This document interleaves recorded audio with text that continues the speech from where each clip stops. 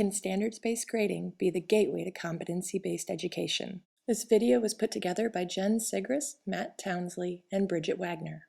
It doesn't matter what you call it. We can see the good things behind standards-based grading. More opportunities to learn the material than to just learn it once and then maybe you fail and then it's too late. You can't do anything about it. They're starting to assess where they're at. So when they take the test and they're done, they circle where they think they're at.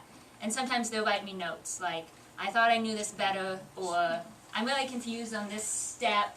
I think the focus is really more on learning the material rather than just getting a grade. Yeah, I agree. So you really kind of have to learn it rather than just, okay, I'm going to cram so that I can get an A.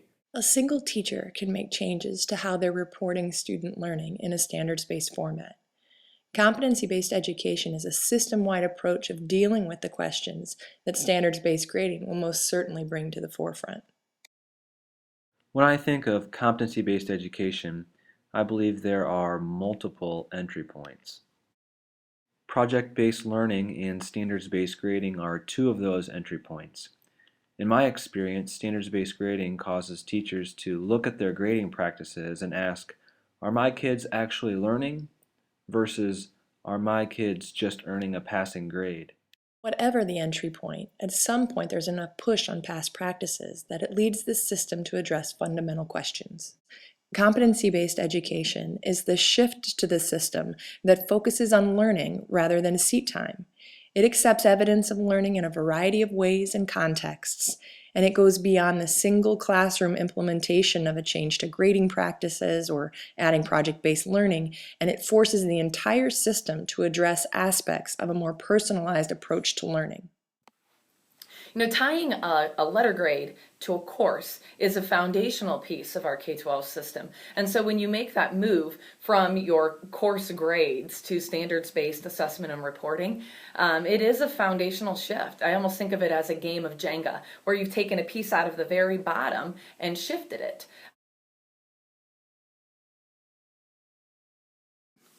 When we started talking about standard-based reporting, we did a bunch of group projects before, and now the question is, how do you grade on that effort piece? If the students aren't putting in the effort, what do you do with it? One of the biggest issues that we had to address with standards-based grading was the differentiation between a 3, a 2, and a 1, and the wide span that occurred with a 3, 2, and 1.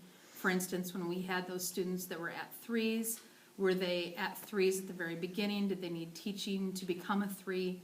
And what we did with those kiddos that were already at a 3 from the very beginning compared to the ones that became 3s through the teaching process. Okay. Standards-based grading exposed two types of students.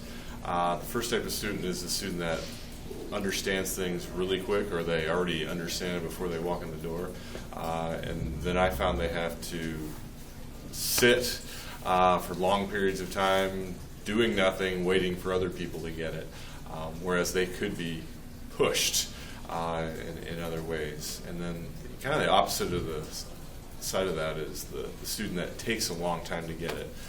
In standards-based grading, they really can get it with extra help, and just that extra time to learn is something. So the big thing is, learning doesn't have a time frame.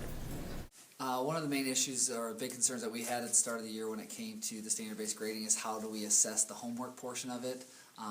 Before, we would just kind of give them a homework grade, we score them, if they got it done, how they did on it, and we kind of just use it as a check. And now adjusting to do we want to grade absolutely everything when it comes to homework, or pick and choose different things. And what happens is that you have to face realities in a way that you never have before. So things become obvious that we're always a part of the system, and you have to address them, and you have to make changes along the way. So there truly are more questions than answers, and it's a constant journey once you make that first step to switch away from letter grades to standards-based assessment and reporting. We're glad you're considering the shift beyond standards-based grading, and we're here to help. I'm Jen Sigrist, Matt Townsley, and Bridget Wagner, all here to help our state move forward with competency-based education.